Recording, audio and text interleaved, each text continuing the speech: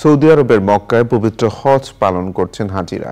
সারাদিন আরাফাত ময়দানে অবস্থান করে ইবাদতে মশগুল থাকার পর সূর্যাস্তের সাথে সাথে তারা মুজদালিফার উদ্দেশ্যে রওনা দেবেন। আরাফাত ময়দান থেকে MY আলাউদ্দিনের রিপোর্ট।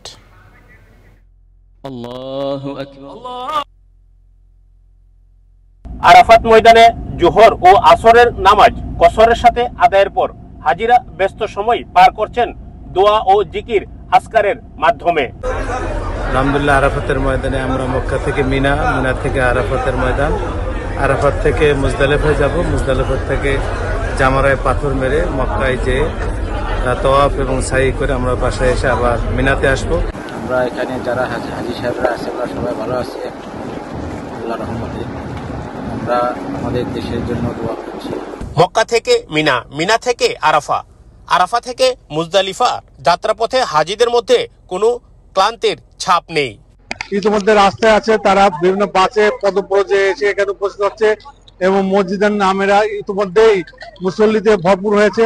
আমরা চারিদিকে দেখতে পাচ্ছি যে যেখানে পেরেছে সেখানেই বসে গিয়েছে, কেউ ছাতা মাথায়, কেউ খালি ছাতায়।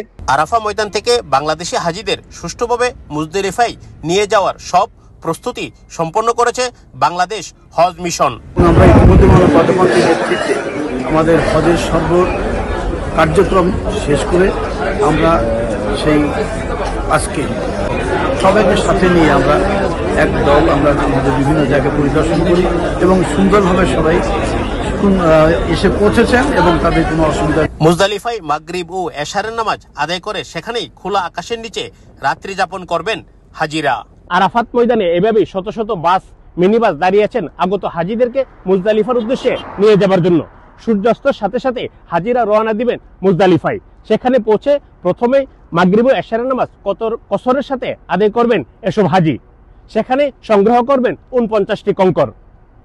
পবিত্র আরাফাত ময়দান থেকে MY আলাউদ্দিন, চ্যানেল আই।